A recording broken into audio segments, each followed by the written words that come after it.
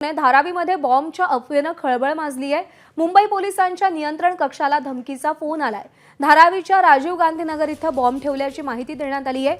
या घटनेनं धारावी पोलिसांनी तपासाला सुरुवात केली आहे। मात्र तपासात पोलिसांना काहीही संशयास्पद आढळून आलेलं नाही। दरम्यान या प्रकरणी पोलिसांनी अज्ञात फोन करणाऱ्या व्यक्तीविरोधात गुन्हा दाखल केलाय। धारावी परिसर हा अत्यंत दाटीवाटीचा आहे आणि या परिसरात राजीव गांधी नगर इथं बॉम्ब ठेवल्याचा एक निनावी फोन पोलिसांना आलेला होता। पोलिसांनी लागलीच तपासाला सुरुवात केली, पण या तपासामध्ये पोलिसांना काहीही संशयित आढळलेलं नाही।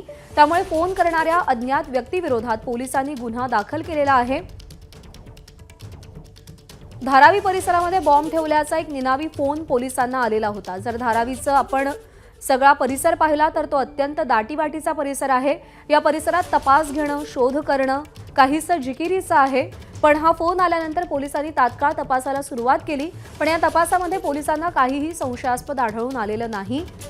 त्यामुळे हा निनावी फोन करणाऱ्या अज्ञात व्यक्तीविरोधात पोलिसांनी गुन्हा दाखल केलेला आहे। सूरज सावंत आपल्याला अधिक अपडेट देतील। सूरज, प्रज्ञा 17 तारखेच्या जवळपास रात्री 1च्या सुमारास हा धमकीचा फोन आला होता धारावी नियंत्रण कक्षाला आणि त्यानंतर त्यांनी धारावीतील राजीव गांधी या नगरमध्ये बॉम्ब असल्याची अफवा पसरवण्यासंदर्भातला हा फोन होता आणि त्यानंतर पोलीस कामाला लागले। कुठलीही संशयास्पद वस्तू त्या ठिकाणी आढळून आली नाहीये।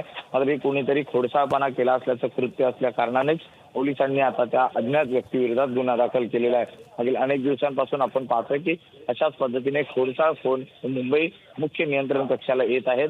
काल तसाच एक फोन धारावीचा आला होता आणि त्यामुळे कुठेतरी एक पॅनिक वातावरण धारावीत पाहायला मिळालं होतं। अज्ञात व्यक्तीविरोधात आता गुन्हा दाखल करून पोलीस तपास करत आहेत। सूरज, धन्यवाद दिलेल्या माहितीसाठी। एबीपी माझा, उघडा डोळे बघा नीट।